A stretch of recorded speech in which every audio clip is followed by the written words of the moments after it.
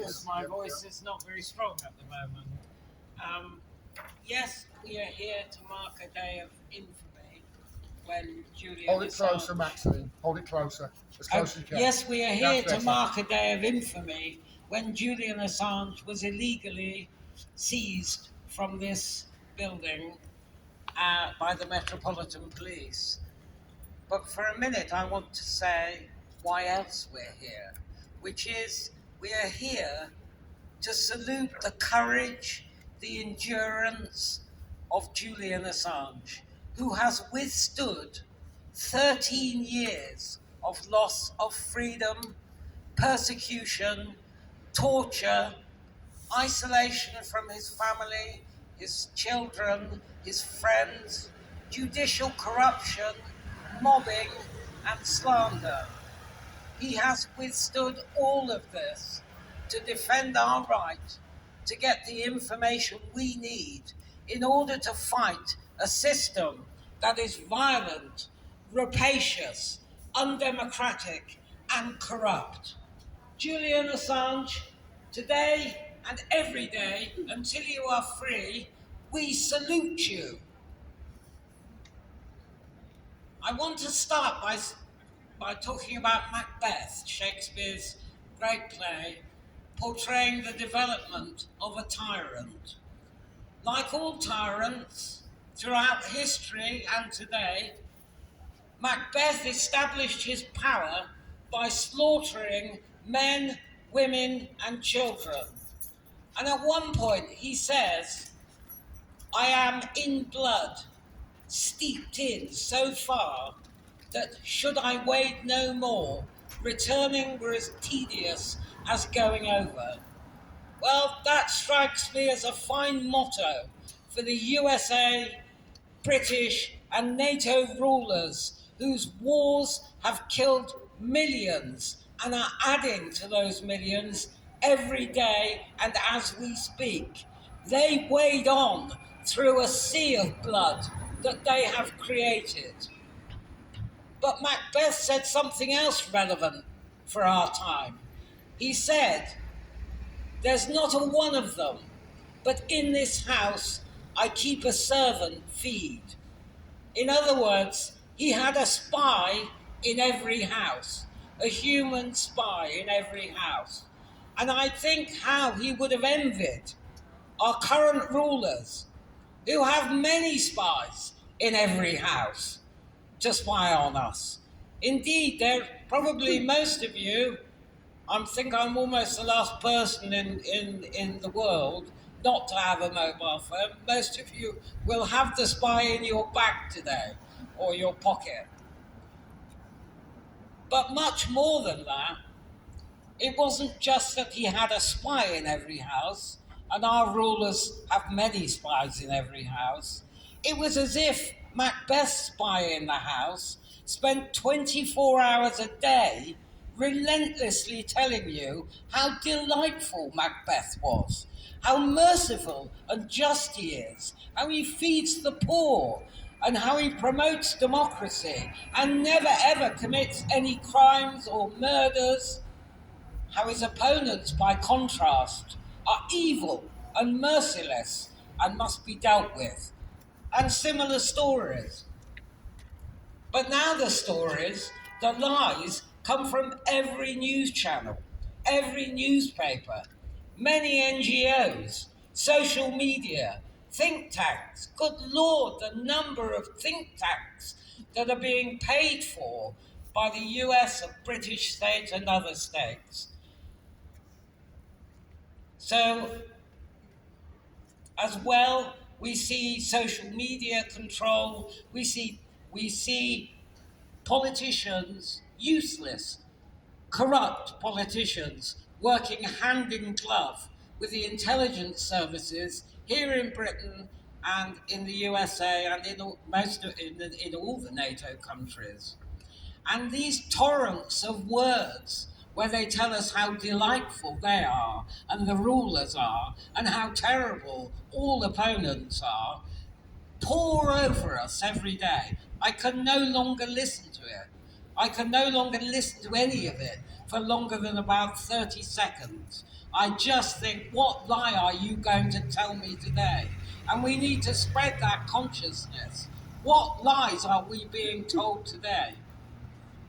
And just as Julian Assange said so rightly, wars can be started with lies, as they were in Iraq, with the weapons of mass destruction, big lie. And millions have died as a result in the Middle East. The population clearly must be lied to relentlessly.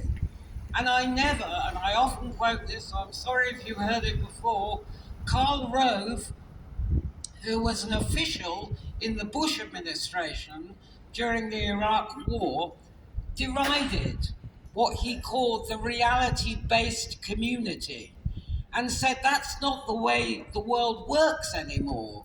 We're an empire now, and when we act, we create our own reality. Well, I'm proud to be part of the reality-based community that works with facts and works with accuracy and knows who the enemy is and can reiterate and point to every crime they have committed. And what is this created reality? Sorry, I have to cough occasionally. As war rages in Europe, that NATO's war in Ukraine... Send him to prison forever! He's a grass! A grass! A journalist!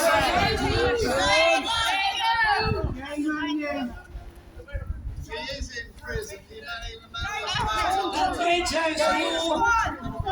You want to live in your shocking world? We're torturing people. You have been ill-informed, sir. What have you yourself got to hide? Hey? You knocked out some of the glass 1 year? Hey, go away. Calm down, everyone. This man has the right to be an idiot. Let's just calm down. Thank you. You're blocking the way, sir. Thank you. Thank you. You have the right to be an idiot. There are some right people here. Thank you. Have a nice day, sir. You have a nice day. No, I mean, that's quite good. He's the right to say that, but he's an idiot. May I just say, Sorry, Maxine, carry on. I do apologise. it's not the first time, and it's not the last, that I'm very at sorry, I'm particular sorry. moments in time where we hold an event like that, a political agitator comes to throw the spanner in the works. We mustn't respond to it. No. Can I just say, I don't think we should argue with idiots. I think we should show them our backsides. I quite like a grass. Yeah, well, I like a grass. I'll go back to where Karl Rove is where we were. Yes, please, I'm Maxine, moving carry on. I'm moving on. Yeah, let's move on. What is this created reality of Karl Rove's that we see today as war rages in Europe? That NATO's war in Ukraine, they say, is a defense of democracy. And they say Ukraine is winning. And they say it just suddenly came about with no prehistory, this sudden event in Ukraine, with no prehistory of NATO's provocative expansion up to Russia's borders. No US-backed coup in 2014, that never happened. We've all imagined, apparently, that we saw Victoria Nuland, Under Secretary of State in the USA, in Maidan Square handing out biscuits. I've got the photos. Apparently, we must not look at those. We're told that Zelensky, a former comedy actor, is a statesman, indeed close to being a saint, and that the forces of fascism in Ukraine are minimal and overestimated, that NATO is not involved in this war. It's simply supporting the war. Now, this is a nonsensical Karl Rove style narrative. That's what we have to listen to every day. And to question that nonsensical narrative, even to reveal the history of what the build-up to this war was, to reveal that is to invite attack. The rulers panic when occasionally a whistleblower, or much more rarely a journalist, punctures this fiction, punctures this narrative. Seymour Hersh, for instance, has told us in great detail how the Nord Stream pipeline was blown up by the USA with NATO allies. The counter story, advanced in the ever-ready media, was that a few guys on a yacht blew up a major piece of infrastructure. And this lie is so weak, so absolutely baseless and weak, you just wonder if the lie factory had run out of lies that day, that was the story that they came up with. And now we have the 21-year-old alleged leaker of secret Pentagon documents who've shown that British special forces and other NATO countries' special forces have boots on the ground. This is a NATO war. It is a dangerous war, and it is a NATO-provoked war. And they also show that Ukraine, despite the millions and billions of pounds spent on armaments and sent to them, including depleted uranium shells from Britain, to leave a further toxic legacy behind them, as they did in Iraq, that the military position for Ukraine is much weaker than we have been led to believe. And what did the media do when they heard about this leak by the alleged leaker, 21 years old? They didn't really say very much about the leaks. They quickly leapt on to let's find the leaker. And they performed the job of the police and the FBI and the state in hunting down that leaker. That's what journalists do, apparently. For the mainstream media, they are the police. They are part of the state. And the New York Times was the chief hunter, along with Bellingcat, which is financed by the US state. We all know how, because we have seen and lived through it, how the media piled on obediently, printing lies and vicious attacks on Julian Assange and WikiLeaks. Julian Assange and WikiLeaks punctured the narrative, gave us some facts, exposed them, and exposed the scale and the inner workings of power for its gangsterism, its torture, its murder, its war crimes, and its spying. Stratfor, a massive private wing of the CIA, at the time of the leaks, suggested a strategy for dealing with Assange. And we know what they suggested because their emails were leaked and published by WikiLeaks.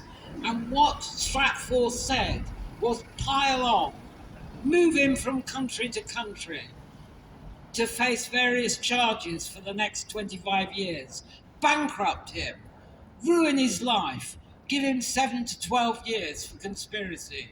That was their strategy. And clearly that sentence was deemed inadequate, as it now stands at 175 years for espionage. But generally, this strategy is what we have seen play out, with the addition of plans to assassinate Julian Assange. Over the past few years, we have seen a significant increase in people supporting Julian Assange, even here in Britain, and much more so internationally. But there is no let-up in the attack by the political, judicial, and prison authorities. The appeal court has had his appeal since the end of August. One wonders what they are discussing. One wonders what their calculations are, because they've had enough time to embroider a judgment on a tapestry and hang it in the High Court. The scandals that have occurred in the judicial proceedings against Julian Assange are many, and I won't enumerate them. The scandals have we've stood outside various places protesting those scandals. The scandals of the judicial system are matched by the scandals of isolation, in purposely imposed isolation and invisibility and ill health being imposed on Julian in Belmarsh prison. The scandal of recently Reporters Without Borders, who had arranged a visiting order, had it agreed.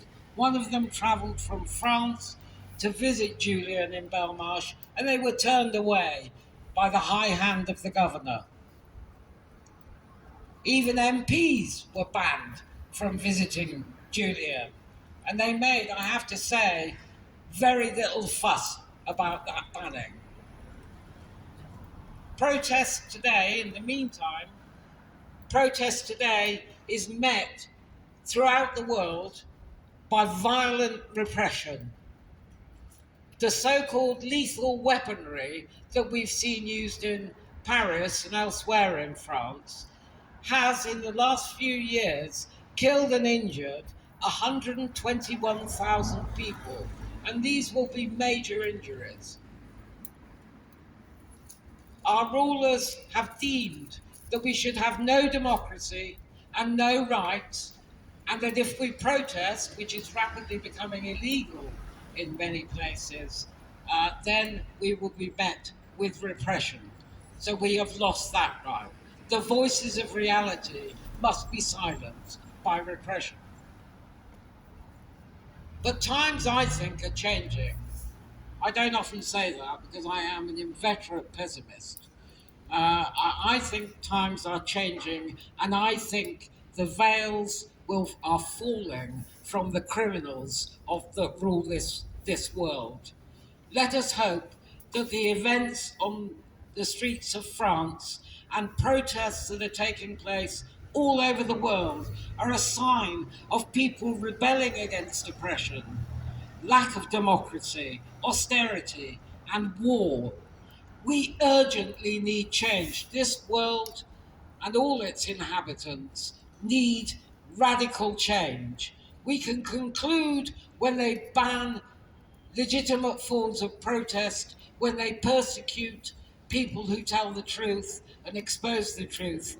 We can conclude, I certainly conclude, that even the achievement of democratic rights requires a revolution. I want to end by saying we salute Julian Assange. We salute the service that he has done for the public. And we say with one voice, free Julian Assange! Free Julian Assange! Free Julian Assange! Free Julian Assange! Free Julian Assange! Free Julian Assange!